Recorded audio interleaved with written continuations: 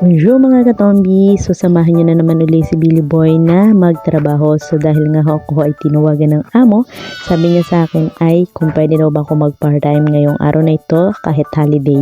So ayun na nga ho, nagtrabaho ako. Sumakay nga pala tayo ng metro at ito nga hong metro ay nasa ilalim ng lupa. So dito nga ho tayo sa may Galleries Lafayette at ayun na nga ho, maglalakad tayo bale ng mga 5 minutes walk at ayun na nga ho, tayo ay nakarating na rin sa bahay ng amo.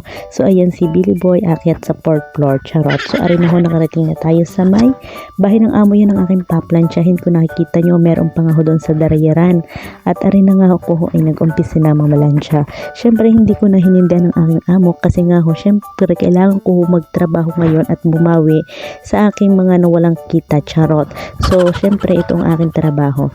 At ayan na nga ho, ang aking gusto ay ang mamalansya ng bedsheet. Charot, hindi ho, pinakaayaw ko nga yan. So bali technique lang ang kailangan. Ang ginagawa ko para maayos ho ang plancha ay tinutupi ko muna ho siya para ho madali siyang planchain at hindi ho ako mahirapan.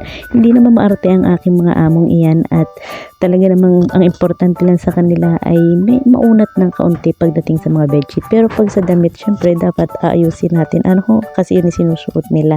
So ayan na nga ho, pinalansya ko na ho lahat, pati mga basahan, pantibra, etc. etc. Lahat ho ay pinaplansya, walang hindi. Promise ho talaga dito, ganun ho sila kahigpit pagdating sa mga plansyahan.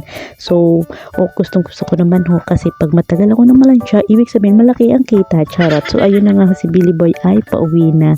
At anyway, ang hirap hong magsakay sa biyahe kasi nga ho dito ay holiday. Bali nakadalawa akong sakay. Ito na nga, sasakay ako ng bus 54 na iwanan pa tayo. At ayun na nga ho, nakarating ho ako sa bahay after 1 hour kasi nga ho ang hirap ng travel at ako nga ho nagluto agad. At ang aking niluto ay pork chop at italong. At arin na nga ho, ako ho kumain na. Sa sobrang gutom ko nga ho ay halos naubos ko lahat ang aking kanin. So ako ho talaga ngayon ay nabalik na sa trabaho dahil kailangan ko ho talaga ngayon kumita dahil syempre kailangan ako ng aking pamilya. Ay, ang drama, charot.